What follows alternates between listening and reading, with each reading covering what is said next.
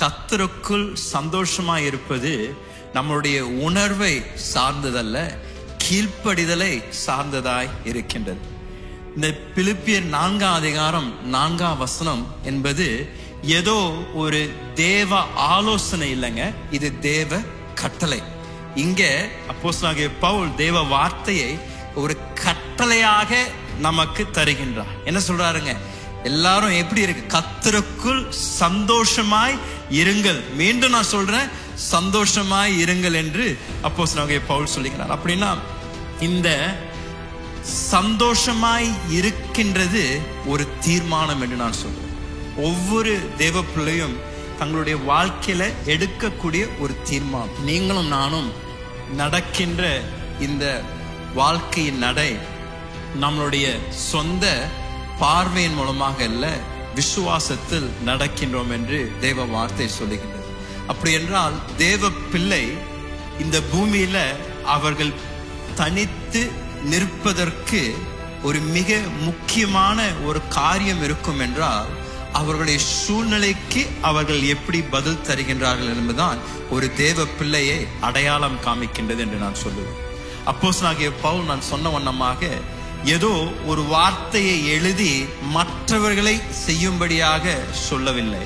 தன்னுடைய வாழ்க்கையில அனுபவமாக, தன்னுடைய வாழ்க்கையில நடைமுறையாக மாற்றிக்கொண்ட சத்தியத்தை அப்போஸ்தலனாகிய பவுல் இந்த பிலிப்பியருக்கு எழுதின நிருபத்தில் அழகாக மீண்டும் ஞாபகப்படுத்துகிறார். ஏனென்றால் இந்த பிலிப்பியருக்கு எழுதின நிருபம் அப்போஸ்தலனாகிய பவுல் அது எழுதின அந்த நாட்கள் அவருடைய சொந்த வாழ்க்கையில் பல போராட்டங்களை சந்தித்ததை நாம் பார்க்கின்றோம். அப்போஸ்தலனாகிய பவுலுக்கு விரோதமாக சில யூதர்கள் எழும்பி அவர் மேல தவறான குற்றச்சாட்டுகளை சுமத்தி அவரை கைது செய்யும்படியாக அவர்கள் பிரயாசப்பட்டார்.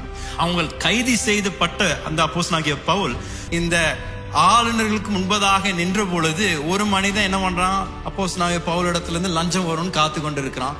அதனால அவர் சிறைச்சாலையில போட்டு வைக்கிறான். இன்னொரு மனிதன் அவருடைய கதையெல்லாம் கேட்டு விட்டு யூதர்களை பிரியப்படுத்தணும் என்று அப்போஸ்தலனாகிய பவுலை மீண்டும் சிறைச்சாலையில வைக்கிறான். அப்படின்னா ஒரு 2-3 வருடங்கள் பக்கம் அப்போஸ்தலனாகிய பவுல் தேவனுடைய அழைக்கப்பட்ட அப்போஸ்தலன் ஒரு சாதாரண ஒரு சிறைச்சாலையில் அப்படியே விழுந்து கிடக்கிறார்.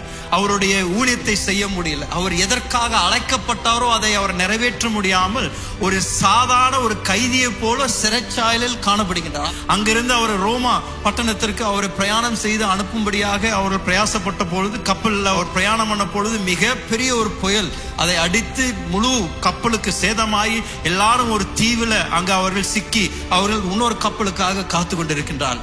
அங்கிருந்து அப்போஸ்தலனாகிய பவுல் ரோமா பட்டணத்திற்கு வந்த உடனே அந்த ரோமா பட்டணத்துக்கு வந்த பின்பதாகவும் அங்கே ஊழியம் செய்து கொண்டிருந்த மற்ற ஊழியர்கள் பவுலை குறித்து மிக தரக்குறைவாக பேசுகிறார். இவர் என்ன இந்த பெரிய ஆள் இது அப்போஸ்தலனாகிய பவுல் என்று பல விதங்களில் பல போராட்டங்களை சந்தித்துக் கொண்டிருந்த இந்த அப்போஸ்தலனாகிய பவுல் இவருக்கு தான் பிலிப்பியர் பட்டணத்தில் இருந்து விசுவாசிகள் உற்சாகப்படுத்தி ஒரு கடிதத்தை எழுதியிருக்கணும். அப்போஸ்தலனாகிய பவுலை நீங்க கவலைப்படாதீங்க, ஆண்டவர் உங்களோட கூட இருக்கிறாரு, நீங்க சோர்ந்து போகாதீங்க, ஊழியத்தை செய்யுங்கன்னு சொல்லி எழுதியிருக்க வேண்டியது.